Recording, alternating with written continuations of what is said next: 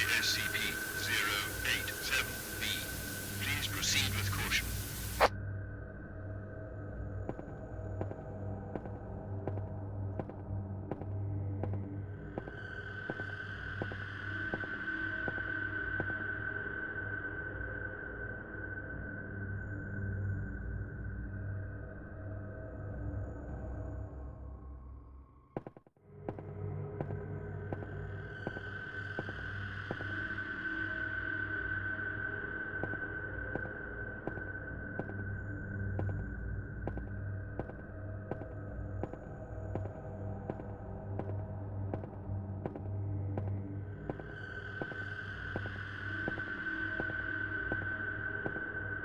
Hello everyone, welcome back. Today I will be reading some disturbing horror stories as I play some horror games. The games and stories will be linked in the description below along with the timestamps, my TikTok, and the other scary games playlist. That being said, sit back, relax, and enjoy the video.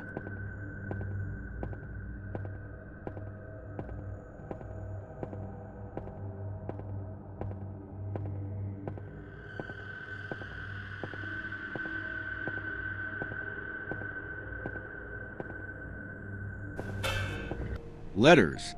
Things have been far from easy recently.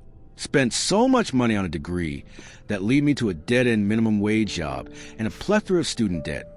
Now living in a rundown apartment with a landlord that everyone despises. My mother never raised a quitter, however, so I persist, hoping it gets better. She was the only one who believed I can make it, that it'll all get better, and she hasn't steered me wrong yet. The days start like any other.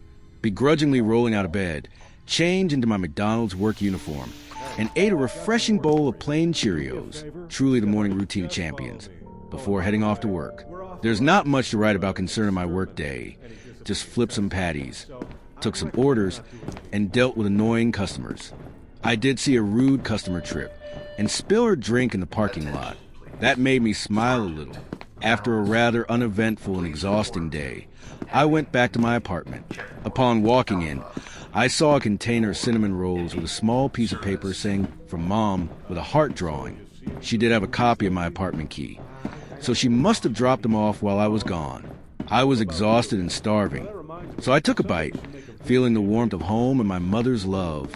I felt like a little boy again, enjoying a sweet treat and feeling her motherly embrace. And I'm not ashamed to admit I cried right then and there. I finished the rolls and cleaned the container. I was going to go visit her later this week anyway. I'll return it then. I looked back at the little note from my mom when I saw a letter next to it. Weird, I must have not seen it there earlier. I picked it up and examined it. I didn't see any kind of writing on the letter. No from Mom, no to Bryce, or anything like that. Not even the signature heart Mom always draws on every letter she writes. Maybe I'm thinking too far into it. Perhaps she was in a rush. I decided to open it, wondering what cheesy inspirational quote she wrote for me this time. But there wasn't any kind of note in the letter, just a picture. A very odd picture. It looked like a dark basement, only lit by an old, dangling overhead light. In the center of the picture was a wooden door. The image was a little off-putting, and kind of weird for my mom to send me, especially since her basement doesn't look like that. I was way too tired to think about it though. So I just went collapse on the bed and hopefully sleep for an eternity. The next morning, I woke up and rolled out of bed, going about my usual routine until I saw another unopened letter on my kitchen table. I left the one from yesterday unopened and on the counter next to the microwave, but that one was gone now. I looked around, but I couldn't find it. I glanced back at the table, eyeing the new letter with curiosity and an underlying tone of dread. I hesitantly walked over to the table and picked up the letter and turned it over. "Be calm. God awaits you at the door," was written on the front of the letter in neat writing. Was this a threat? Did someone break into my house and leave this here? I called work and gave him the basic gist that I suspected someone broke in and I won't be in. I didn't feel it necessary to mention the letter. My manager, bless her heart, was very understanding and gave me the day off. I immediately called the cops and started looking around, trying to find any sign of a break-in or if someone was still here. But my mind was filled with curiosity over what was in the letter. After confirming that I was safe, for now, My eyes wandered over to the table. I knew it probably wasn't a good idea, but I opened it. In hindsight, that was pretty foolish. But I couldn't help myself. There was another picture, this time of the door in the dark basement wide open, revealing nothing but darkness. I sat there staring at the letter, trying to make sense of it until the police arrived. I gave my statement as they investigated the house. I hoped that they could find something, anything to figure out who might have broke in. A million questions ran through my mind as they searched. Who could have done it? Why me specifically? Did I offend someone in some way? An officer came up to me and said that either the perp managed to perfectly hide any and all evidence of a break-in, or no one broke in at all. The way he said it almost sounded like he was annoyed at me for wasting his time. They left and I collapsed on my couch, trying to figure out this whole messed up situation. The best course of action, I thought, was to call Mom. I didn't know what I expected her to do about this, but I just thought hearing her voice would help me calm down a little. With shaky hands, I pick up my phone and scroll down to her contact information. It didn't take long. I didn't have many contacts to begin with. I put the phone to my ear as I waited for her to pick up. The phone kept ringing until it was put on voicemail. That wasn't too surprising. Mom almost always had her phone on silent because it distracted her from Vampire Diaries or some other crappy drama series. I was going to try again until I got a text from her number. Odd. She was never one to text, just calls and letters. I opened the Messages app and read my mom's text. And anyone whose name was not written in the Book of Life was thrown into the lake of fire. Before I could even process what this meant, my eyes widened in horror, and a strangled sound escaped my throat as I received a follow-up message. It was an image of my mom, tied to a table covered in cuts and bruises, a massive fireplace burning bright behind her. My face went pale and my breathing quickened. I had to do something. I needed to call the cops. I heard a knock at the door and I jumped. I rushed to the door, hoping that it would be my mom. Please, God, let it be her. I quickly pulled open the door and saw nothing. I looked left and right down the halls, but there was no one. All that was there was another letter on the floor. I hesitantly picked it up and quickly went back inside the couch. I opened it right away, pulling out a handwritten letter followed by a photo. The photo was of the dark basement again, but this time from the floor in a corner instead of the steps like the previous basement photos. I was shocked to see that it was me in the photo. I was on the top of the steps heading down, clearly oblivious to whoever took the photo. But that didn't make any sense, since the only basement I've ever been down was the one in the apartment for laundry just a few days ago. That's when it hit me like a freight train. The person who kidnapped my mom was here and had been here for a while now. I didn't even give myself a second to think before I ran out of my room, taking my old baseball bat with me and running down to the basement. I got a few weird looks on the way over, but it didn't matter. My mom was in trouble, and I had to help her. I shoved the door open, staring down into the dark abyss. I flicked the light, but nothing happened. Maybe he knew I'd arrive and cut the power to the basement. I turned on my phone flashlight and carefully made my descent down. Bat firmly grasped my hand as I called for my mom. I got to the bottom step and looked around with the flashlight. Everything looked normal, just like in the pictures. A few laundry machines, some old pipes, and a door. I always assumed it was an old storage closet for the janitors, but now I know it was something far more sinister. I ran up to the door and kicked it open. "Mom, are you in here?" I called out in the dark room, shining my light into it. It was much bigger than I had assumed it to be, far too big to just be a janitorial closet. I walked in slowly, the floorboards giving a small creak with each step. I saw the now extinguished fireplace from the text message. It looked a lot bigger than the photo showed, like you could fit a whole person in there. When I approached it, I could see that whoever was responsible for this did just that. There were ash-covered bones riddling the inside of the fireplace. So many arms and legs, rib bones, and even more harrowing was the several human skulls all placed neatly in a row. I shuddered to imagine one of those being my mother. I shook the thought from my head. She had to be okay. She needed to be. I stood up and walked further into this long room.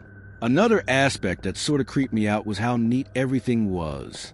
Everything was in perfect order. and there wasn't a single cobweb in sight. I saw the table that my mother was strapped to, but she wasn't there. Damn it, damn it. I muttered to myself as I approached the table, trying to see if I could find some kind of clue or something to help me figure out what happened or where she could have gone. But nothing, not even a single drop of blood anywhere. I stepped back from the table, breathing heavily as I tried to think about what to do now, until I heard a low, wet gurgling rattle further down the room.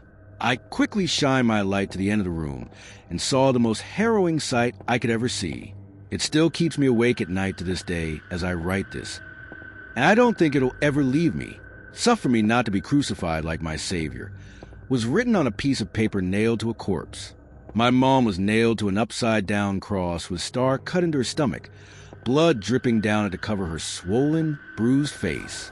I couldn't look anymore, so I ran and ran, not stopping until I got back to my room. I slammed the door shut and locked it. I leaned back against the door, breathing heavy and irregularly as I started sobbing and falling to my knees. "Oh, God, help me," I muttered between heavy sobs. Once I composed myself enough, I pulled out my phone and called the police. They arrived shortly and headed straight to the basement. They taped off the room and examined it for what felt like an eternity. I would occasionally see some officers walk in and out of the room while I sat outside of it. Anytime they walked out, I could see that they were also greatly disturbed at what they saw. They took my mom out on a stretcher, but she was already long dead. I pulled together most of my money to get her cremated and had the vase of her ashes on my bedside shelf. It's been 7 months now since the incident. I've absorbed myself in work, taking every shift I can. I saved up to move out into a different apartment complex a few blocks away. I just couldn't bear to stay in the same building anymore. I came back from work one day and crashed on the couch, deciding to type out this whole story just to get this whole thing off my chest. I heard it was therapeutic, so I thought I'd try it. I was halfway through when I heard a knock at the door. I looked through the peephole and didn't see anything, so I opened the door and saw a letter on the floor. I should have known better. I should have left it and moved out, but I didn't. I hadn't had any kind of incident for so long that I let my guard down. I picked it up and closed the door. There was writing on the envelope saying to Bryce. That seemed normal enough, but the one thing that threw me off was that the handwriting matched my mother's 1-to-1. I opened the letter, curiosity filling me as I ripped the seal open and pulled out 2 pictures. One of them was a wooden cross with signs saying, "Jesus Nazarenus, Rex Iudiorum." Flipping the photo over showed more text, simply saying, "For you." The second photo was of my front door, like it was taken a few inches in front of it with my room number in the frame. I've locked the doors and called the police, but I don't know if that'll help. If someone sees this and you're around Lake Shore Drive in Chicago, then please save me. My room number is 137. I don't have much time. Please. I work at an isolated toll booth. The same car has passed by 3 times. The real horror of working the graveyard shift at a toll plaza isn't the risk of getting robbed or the biting cold. The true terror is the isolation, the crushing sensation that the entire world has died while you're sitting in a rickety chair, surrounded by an ocean of asphalt. My name is Roberto, but the guys at the highway concessionaire call me Beto. I work at the KM 214 toll plaza on the Saravella Highway. It's an infamous stretch in southern Brazil. The highway cuts through a valley completely choked by dense Atlantic forest. There isn't a single town within a 25-mile radius in either direction. It's just a gash in the middle of the woods, an asphalt vein where truckers squeeze through, trying to beat the heavy fog that rolls down the mountains every single night. We have 8 booths at this plaza, but during the midnight to 6 a.m. shift, only 2 stay open. Cabin 1, operated by my coworker Silas, and Cabin 8, the most isolated one, operated by me. Cabin 8 sits on the extreme right, almost pressed against a muddy embankment bordering the road. It's technically meant for heavy vehicles and oversized loads, but let's be honest, in the dead of night, anyone passes through there. It was a Tuesday, and traffic was practically non-existent. Around 1 a.m., the mountain was swallowed by a fog, so thick it looked like a wall of dirty cotton. Visibility dropped to less than 30 feet. The overhead lights from the plaza canopy could barely pierce the white soup. I was entirely alone in my tiny 20-square-foot box. Silas was all the way on the other side in cabin 1, and we couldn't even see each other through the mist. Our only contact was a company walkie-talkie, which hissed sporadically with static from the heavy weather. It was exactly 2:14 a.m. when my routine was broken for the first time. The sound emerged, muffled by the fog, long before the headlights appeared. It was a rumble of an old engine, misfiring slightly. I adjusted myself in my chair, rubbed my heavy eyes, and looked out the road. 2 yellowish beams of light tore through the mist. One of the headlights was clearly misaligned, pointing slightly higher than the other. The car approached slowly, tires almost dragging on the damp asphalt, and pulled up right next to my cabin. It was an old sedan, an early 90s Chevy Monza, painted in a dark color that the lack of light wouldn't let me define as navy blue or black. The paint was dull, the roof sun-baked, and the driver's side door had a deep, jagged dent, as if it had violently scraped against a concrete barrier. The driver's window rolled down. The mechanism was manual, and I could hear the agonizing screech of the crank turning. "Good evening, 960, I said, using my robotic toll worker voice, extending my right hand out the small sliding glass window. The driver didn't answer. I couldn't see his face. He wore a dark baseball cap pulled low and the collar of a leather jacket pulled up to his neck. The only thing illuminated by the fluorescent light of my cabin was his hand, reaching out toward mine. He was holding a 20 raised bill. The money was folded in half. When my fingers brushed the bill to take it, I accidentally grazed the driver's skin. The contact lasted a fraction of a second, but it was enough to trigger a primal alarm of disgust in my brain. The skin was clammy, slimy, and rancid. I yanked my hand back, pulling the note with me. The money was wet, seemingly coated in that same viscous liquid, and had a horizontal tear right across the face printed on the bill. I peered into the dark cabin of the Monza. "Just a minute. Let me get your change," I muttered, wiping the bill on my pants before putting it in the cash drawer. I tried my best to ignore the pungent smell wafting from the paper. I separated a 10 bill and some coins. I reached my arm out again and handed back the change. The hand took the coins without a single word. Not a thank you, not even a nod. The window slowly began to roll up with that same screeching grind. I hit the green button on the panel. The boom barrier lifted. The Monza dropped into first gear with a harsh jolt.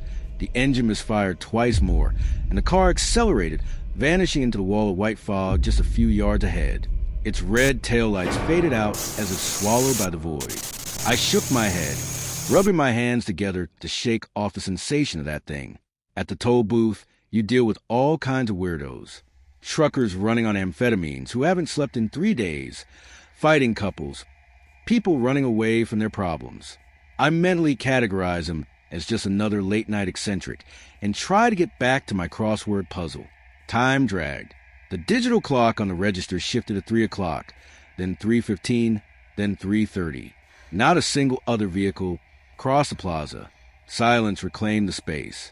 The fog grew so dense, I couldn't even see the barrier 3 feet from my window. It was at 3:42 a.m. that the sound returned. The same misfiring engine. The same sound of tires dragging on wet asphalt. I looked up from my magazine, frowning. The misaligned headlight pierced the fog once again. The vehicle braked slowly and pulled up exactly at cabin 8. It was the dark Monza, the exact same car, the same sun-baked roof, the same missing hubcap on the front wheel, the same deep, grotesque dent on the driver's door. My brain short-circuited. The KM 214 toll plaza is a point of no return in a valley. If you pass through here heading north, the direction I was charging, there's absolutely no official turnaround, no dirt roads, no intersection for exactly 28 miles until you hit the town of São Lázaro. For that car to be here again, the driver would have had to drive 28 miles forward, make a U-turn in the city, drive 28 miles back, pass through the southbound toll, make another U-turn 12 miles away, and drive back to my cabin. All of that in just over an hour. Mathematically, with an engine misfiring like that, it was impossible. What the hell? I whispered to myself. The Monza's window began to roll down with the same shrill screech. This time, as the glass lowered, The smell invaded my cabin before I could even open my mouth. It wasn't just a funky odor anymore. It was an overwhelming stench, thick, putrid, and unbearable. It was so physical that I gagged, instinctively covering my mouth and nose with the sleeve of my wool sweater. The driver's hand stretched out from the darkness of the car. I couldn't help but look closer. The sleeve of the leather jacket was shredded. The arm reaching toward me did not belong to a healthy person. The skin was a grayish-green hue, bloated, with thick black veins bulging on the back of the hand, where the fluorescent light from my cabin hit it. I could see the fingernails were cracked and packed with dark, wet clay. The hand was holding a bill. I hesitated. But the standard operating procedure of a toll collector is blind to fear. We have to collect the toll. Holding my breath, I extended 2 fingers, avoiding physical contact at all costs, and snatched the bill from the driver's hand. His arm immediately retreated into the dark interior. I looked at the money under my cabin's bright overhead light. It was a 20 raised bill, soaked in a dark, viscous fluid. But it wasn't just a similar bill. I turned the slippery paper over under the light. Right in the middle of the face, there was a horizontal tear. I quickly yanked open my cash drawer. I looked at the stack of 20s. The bill he had given me an hour ago was sitting right on top. I picked it up. I compared the serial number of the old bill with the one I had just received. They were identical. The exact same serial number. The exact same physical piece of paper. I looked back into the pitch-black car. The driver's head slowly turned toward me. Beneath the shadow of the cap, where his eyes should have been, I only saw a wet glint reflecting my cabin light. Mud was oozing down the side of his face, staining his jacket collar, and his jaw hung loose, slightly dislocated to the left, an angle no living human could sustain. I threw the change at 10 and some coins through the open window onto the passenger seat, slammed my trembling palm against the green button for the barrier, and backed away into the far corner of my cabin, pressing my spine against the fiberglass wall. The Monza didn't accelerate immediately. It just sat there for 5 agonizing seconds, the engine sputtering. I could hear the sound of water dripping heavily from the car's floorboards onto the asphalt, and from the depths of that dark metal box, I heard a sound that resembled a gurgling sigh, like someone trying to breathe through a tube full of mud. Finally, it dropped into first gear. The car moved forward and was swallowed by the white fog once again, vanishing into the night. I lunged to the door of my cabin and locked it from the inside. My legs were shaking so violently that I collapsed into my chair. The smell of rotten river sludge had permeated the tiny interior of the booth. The odor clung to my clothes, to the inside of my nose, to the back of my throat. I unclipped the walkie-talkie from my belt, pressing the talk button with a thumb slick with cold sweat. Silas. Silas, do you copy? Cabin 1, answer me. I yelled into the radio. Static hissed loudly. A few seconds later, my co-worker's bored voice replied.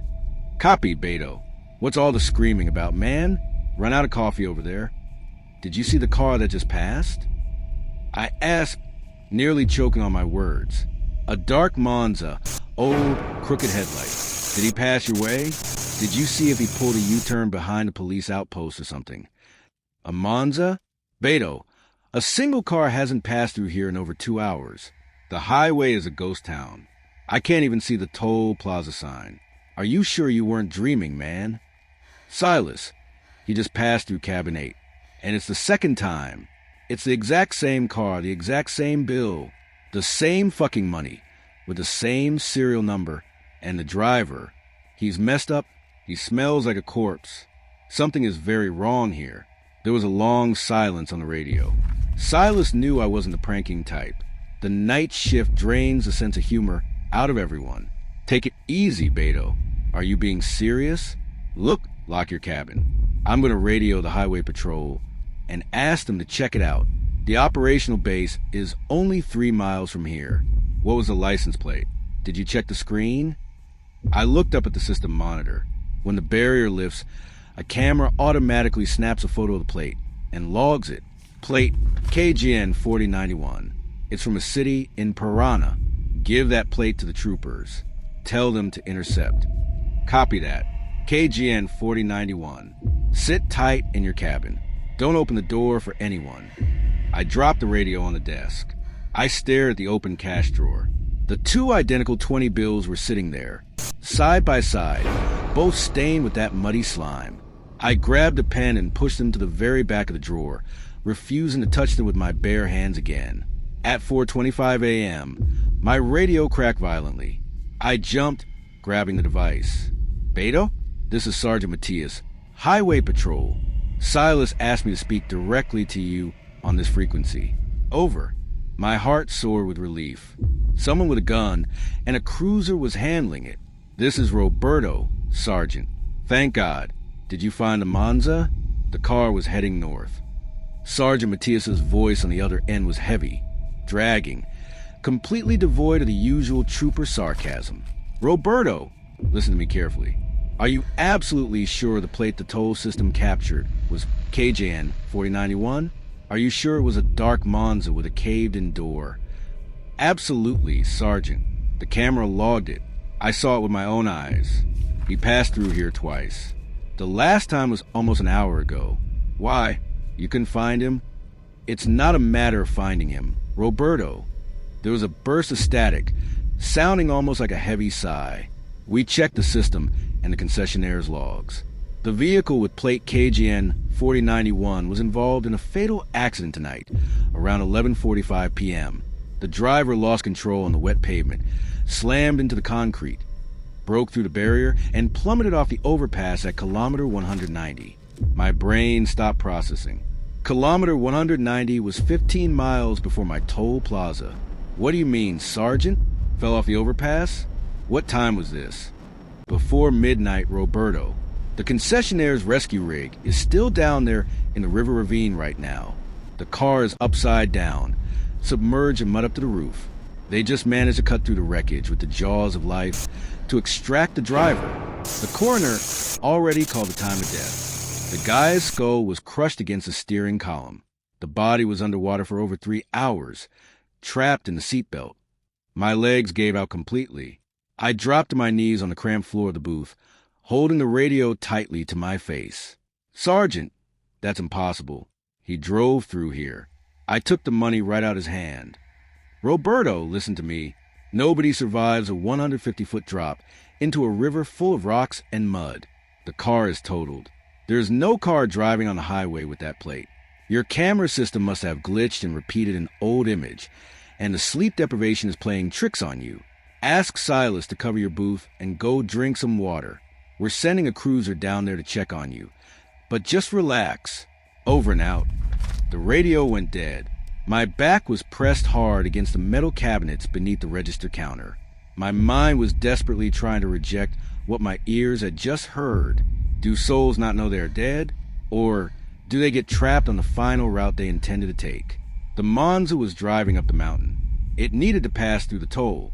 The digital clock above my head let out a soft beep. 4:45 a.m. It was still over an hour until sunrise. The pitch blackness outside was absolute. I was curled up on the floor of the cabin, crying silently, wrapped in a near catatonic state of shock, just waiting for the police cruiser to arrive with its sirens blaring to pull me out of this isolated hell. And that was when, over the hum of the electric space heater, I heard the sound. It didn't come from a distance this time. It didn't gradually emerge from the fog. The sound just started, loud and vibrating, less than 15 feet from my cabin window. The misfiring engine. The crooked, yellowish beam of a broken headlight illuminated the fiberglass wall of my cabin from the outside. He had returned.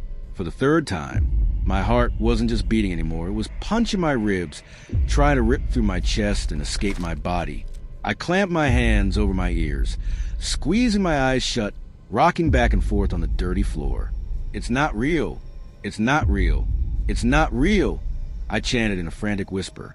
The sound of the dragging tires stopped precisely next to my window. The car was right there. I waited for the agonizing screech of the window rolling down. The stench that flooded the cabin this time wasn't just rot. It smelled like spilled guts. I didn't get up. I stayed flat on the floor. The cabin window is about 3 feet off the ground, which meant that if I stayed down, whoever was in the car couldn't see me. Silence reigned between us for endless seconds. The Monza's engine bubbled outside. I prayed that if I didn't appear to take his money, he would simply accelerate and drive away into the dark from whence he came.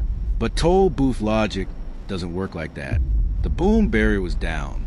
Without payment, the heavy aluminum arm blocked the road. He couldn't pass. He needed to pay his toll to continue his journey into the beyond. From the dark depths of the car outside, the voice spoke. It was not a normal human voice. It was a sound of shredded vocal cords, filled with fluid and mud, resonating through a crushed trachea.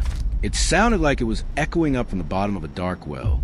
9 and 60, the thing whispered, the voice dragging through the freezing air and slipping through the gap in my glass window. Open the gate. I didn't move. Hot urine ran down my leg, soaking my uniform pants, but my brain couldn't even register humiliation, only the sheer, paralyzing terror. The sound of something wet slapping against the glass of my cabin made me hold my breath until my lungs burned. A dull, wet thud against the tempered glass just inches above my head. Then another. The thing was knocking on the cabin window. Take the money, the wet whisper pleaded. The voice was more desperate now, loaded with inhuman agony. I looked up, still lying on the floor. From my angle, looking upward to the thick, fog-steamed glass, I could see what was knocking on the window. It wasn't the pale hand with the mud-caked nails. What was rubbing against the glass of my cabin, leaving a trail of dark blood, sludge, and river detritus, was a shattered piece of a human skull, still attached to the remnants of a destroyed face. The entity had dragged itself out of the driver's seat and was hanging out the window of the Monza, its crushed torso pressed hard against the structure of my booth, desperately trying to find a way to shove its bloody money into the register. I slammed my eyes shut. I plugged my ears with all the strength my trembling arms could muster, and I started screaming a disjointed prayer, drowning out the sounds of the outside world, until the siren of the highway patrol finally tore through the fog of Saravelha, bathing the toll plaza in flashing red and blue lights. When the troopers broke the lock on my door and dragged me out in a state of clinical shock, the sun was already starting to dye the sky gray. The Monza was gone. The right lane was empty, bordered only by the dissipating morning mist. They said I had a nervous breakdown brought on by extreme isolation. The company psychiatrist called it a dissociative episode due to sleep deprivation and severe fatigue. They claimed the 2 identical, mud-stained bills in my drawer were just a lapse of my memory or some sick prank I didn't know how to process. But the troopers couldn't explain one thing, the detail that made Sergeant Matthias himself go pale when he inspected the exterior of my cabin in the daylight. On the tempered glass of my window, right at the height where the driver of the Monza had banged his head, tried to hand over the toll for his final ride, there was a thick stain crusted onto the cold surface. It was a clump of human hair mixed with river algae, pinned to the glass by a jagged splinter of skull bone, reeking of stagnant water. The money might have been an illusion, but the toll for the afterlife always has to be paid. And if you work the graveyard shift, isolated in the fog, you can never afford to leave the gate closed when the dead come to settle their accounts. The red ice cream. I was not very fond of eating ice cream. Not just ice cream, but fast food as a whole. For me, homemade food was the best. But a new shop opened near our house and gained attention for its unique taste. The store was called the Pork Cattle.